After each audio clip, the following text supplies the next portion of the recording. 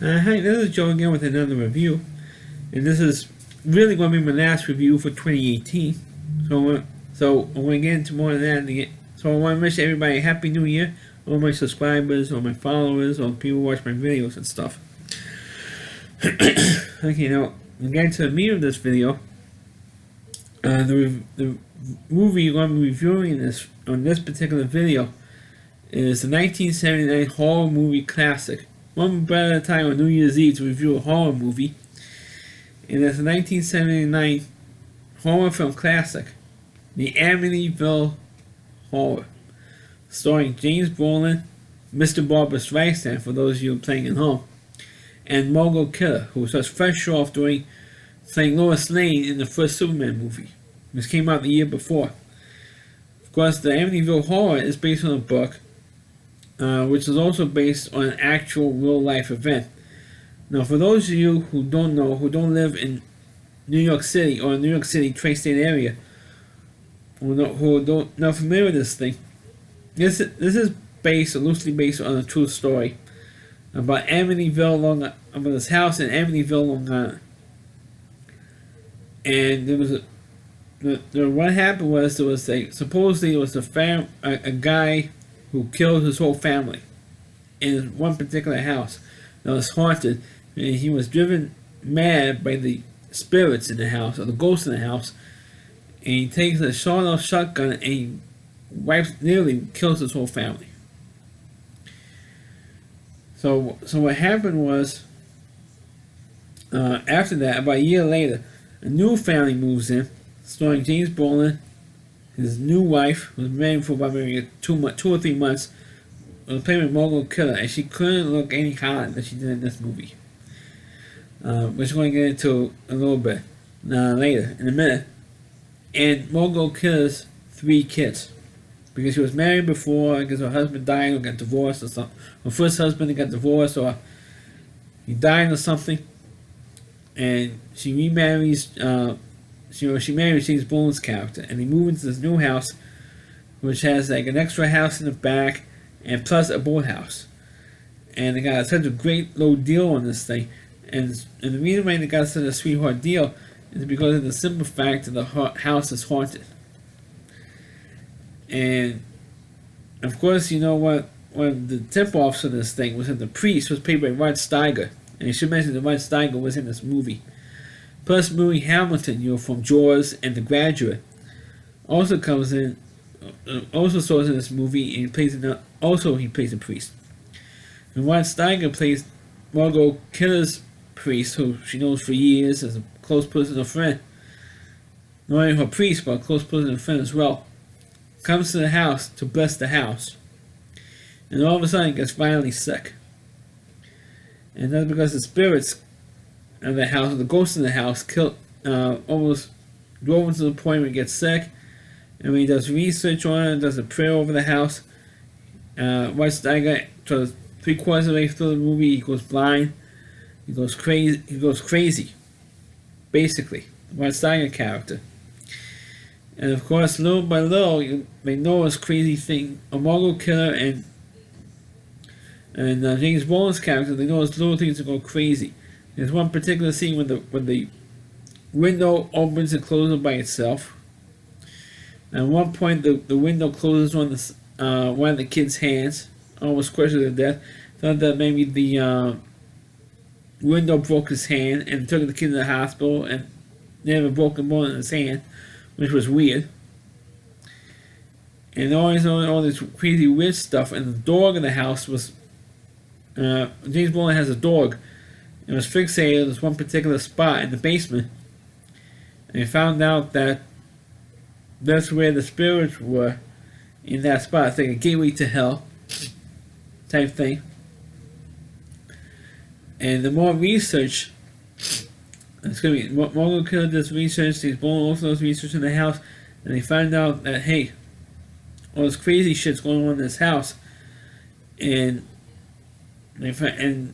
at one point when the shit really does hit the fan, they all get up and without taking a stitch of clothing, they all ran out of the house with the clothing on their back and they never returned to the house. They never took the clothing out of it. Never went back to take the clothes out of the house or the other like the furniture or whatever. They never take anything that stuff out of the house. They just leave the clothes of the house and that's it. But I also understand that now, and now since then, of course, this house has been resold in real life. Like I said, the movie was based on a story, a true story, or allegedly true story.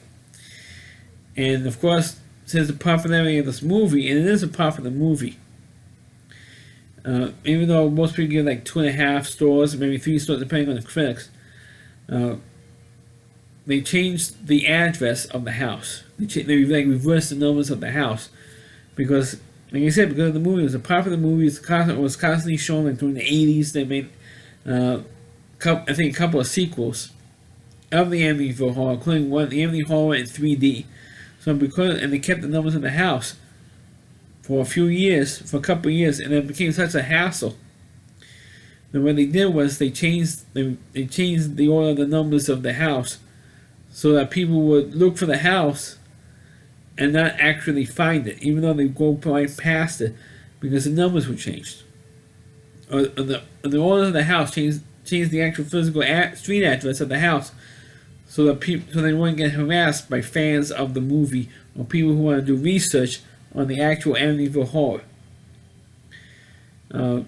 Because it's it was really crazy, but it's kind of a fun crazy. For that to happen, but it is a good.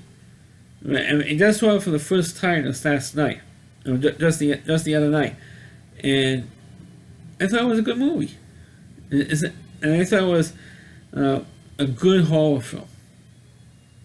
And of course, at the time that the Aminityville Horror came out, the haunted house genre was pretty much dead at that point. And because at that time, 1979, it was just before the Friday the 13th movies came out. Because it came out like the year later, 1980, the first Friday the 13th film, and you just had the first Halloween film just the year before. So it was right in the middle of the slasher films. And of course, 5 years earlier, you had the Texas Chainsaw Massacre, and you had a slasher film starring Morgan Killer called Black Christmas. So it was right in the middle of the slasher genre when you had this movie. And like I said, it was a good, scary movie. Of course, nowadays, in CGI, there'll be bad special effects in this movie. And there's only one real good special effect, other than the windows opening up by themselves, or maybe the stuff that's going on in the basement with the dog. The only other real good special effect is when James Bond goes down to the basement and the basement steps collapse with him on. That was a pretty good effect. Plus the blood on the steps of the house. When James Bond and Morgan gets the kids out of the house and they're going down the steps, there was like a river of blood down the steps. That was pretty good special effects. It was pretty good for its time in 1979. But nowadays it'll be all CGI and all that type of thing. But for 1979, it was pretty damn good special effects for this film. And of course, like I said earlier, speaking of Margot Killer, Margot Killer didn't look hotter like she did in this movie. And I always thought that, especially in that time, like you just said, she just coming off doing the first Superman movie. So she was like the hottest actress at that time. And there was one particular scene when just before they did the first real big sex scene between James Bond and Morgan Killer, when she was saying that this 90, and it was all open from here all the way down to her navel. So you see almost everything. You see a boob, a side boob shot of Morgan Killer, and it's like, damn, this girl is smoking hot. And she was. I mean, you had to be either blind or gay not to think that she was, that she was a beautiful woman in those days. That was before she lost all her teeth and before she went nuts, or got diagnosed with bipolar and stuff.